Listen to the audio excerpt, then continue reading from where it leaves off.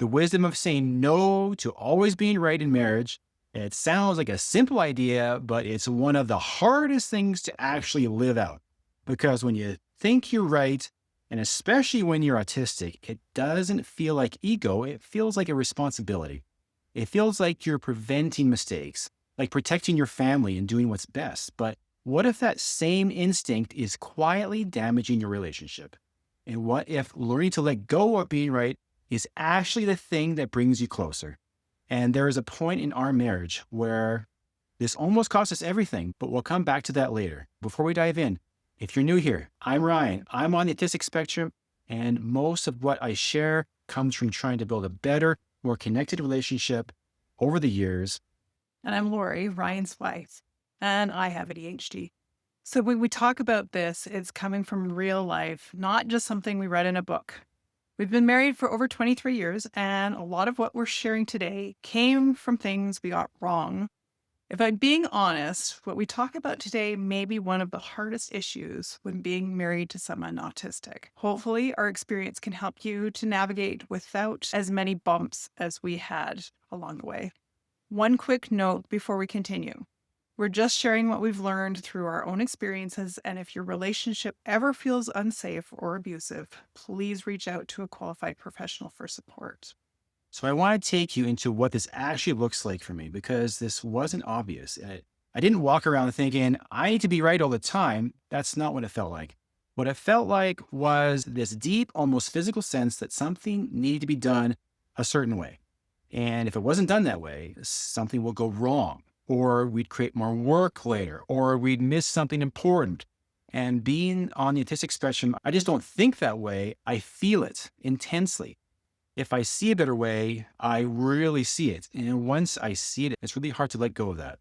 And if you're listening to this and thinking, this feels familiar, but I can't quite put my finger on what's going on, we put together a simple relationship friction quiz. It helps you see the patterns that are actually playing out between you as a couple. And you can find it in the description. This is where it gets confusing because I had to start asking myself something I really didn't want to admit. Am I just trying to be right or am I trying to avoid problems down the road? And for a long time, I really didn't answer that honestly. I was trying to avoid extra work, inefficiency, and mistakes that I felt were completely preventable. But here's the problem. Even when the intent is good, the impact can still damage the relationship. And if I go back even further, that didn't just show up in marriage. When I was a kid, if I felt strongly about something, I pushed for it hard because I felt that it had to be that way. And a lot of that time, I got my way. And that pattern followed me into adulthood. Same intensity, same certainty, but just in marriage now. For me, coming from being a middle child in a large family, I was naturally more flexible. I had been trained well how to share and take turns, and the amount of times I got my own way was minimal. But in our marriage, I often just let things go. But I began to question if I was doing that just to keep the peace because Ryan needs things his way more than I do. That didn't feel like teamwork. It felt like I was constantly giving in until eventually I felt like I was just being managed. I didn't always push back. I got used to going along with things. But going along with things is not the same as being okay with them. Now, being right has a lot to do with perspectives. And although Ryan is very smart, he definitely doesn't always see things from my perspective. And I didn't really see it that way at the time because I thought I was listening. But if I'm being honest, I wasn't taking her perspective as seriously as my own. I was filtering it through what I already believed was right. And that created something I didn't notice right away. What Ryan began to notice, both by me and the kids, was answered one day when he asked, "Why isn't anyone helping me?" And a kid said, "Why would we? We can't do it your way." What was actually happening was that frustration and tension were building under the surface. And I just couldn't see it or understand it at the time. And instead of open conflict, it came out in more subtle ways, like less conversation with Lori or less willingness to engage and Lori pulling back. And I didn't really understand why that was happening. My thoughts became, fine, do it your way, but don't ask me for help. And generally, I had felt that no matter his decision, I knew he had my best interest at heart, and I was still the center of his world. And that is one of the best feelings about being in a relationship with Ryan. Until one day, I felt like I wasn't really the center of the world anymore. There's one situation that really made this clear for me. At the time, I thought I was doing the right thing, but looking back, this is one of those moments that almost broke us. We were living in northern Alberta. I had a 5-year plan, and that 5 years was up, and I wanted to move south badly and closer to family, warmer weather, closer to the mountains. And there was something Lori said during all of that really woke me up. I'll come back to that soon. But in my mind, it was obvious. So I started looking for jobs and I started interviewing. And in my head, I just justified it. I'm just exploring options. We'll decide this together when the time comes. But I had already moved things forward without us being on the same page. The part that broke my heart was my feeling of being disregarded. He kept me in the loop, sort of, but when he asked my opinion, he didn't really listen. I wasn't ready to move. I liked where I was. The kids were settled too. But then Ryan had gone ahead with decisions despite my reasoning for him to hold back. Suddenly, all I felt was being pulled into his decision that had already been made for me. Like I didn't really have a say at all.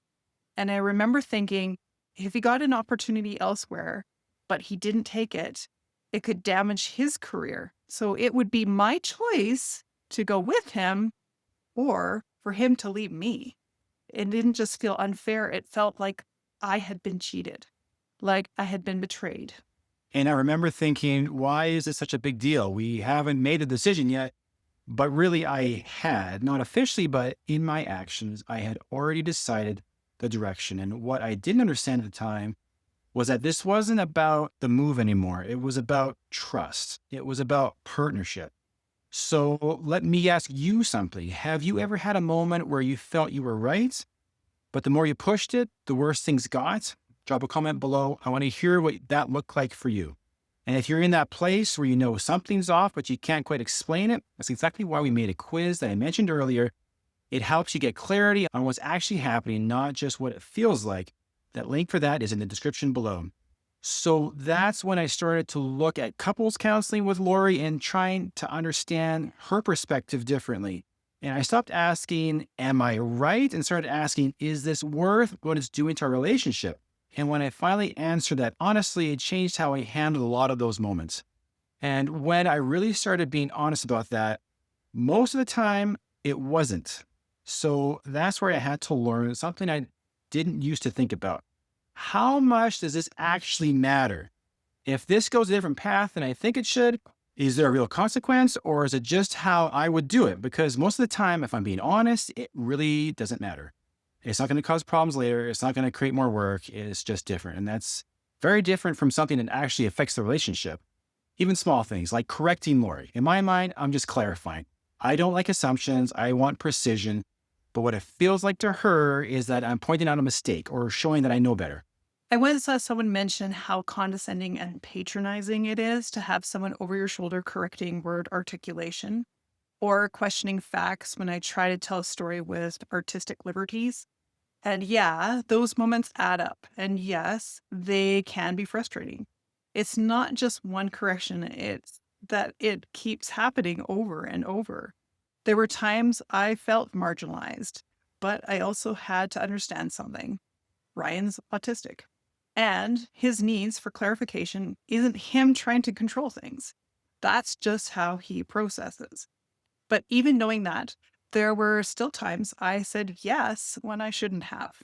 I let things go because sometimes it really didn't matter.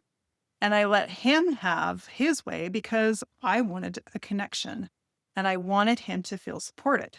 But there were other times where I told myself it didn't matter when it actually did. And every time I ignored what I was really feeling, I lost a little of myself. And I moved a little further away from him intimately, not even knowing it was resentment. And eventually, it was at the point where I didn't want to come back.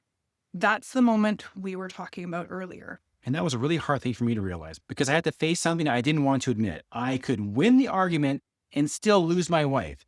And that's where I needed to learn to be more humble, not just saying sorry, but actually changing how I approach things.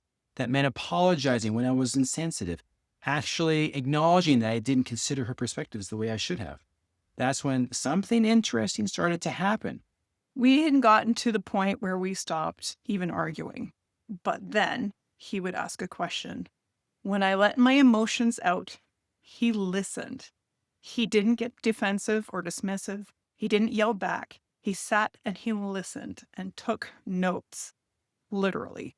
I had probably even said some pretty terrible things, and he just took notes so he could figure out the next steps to reconnect.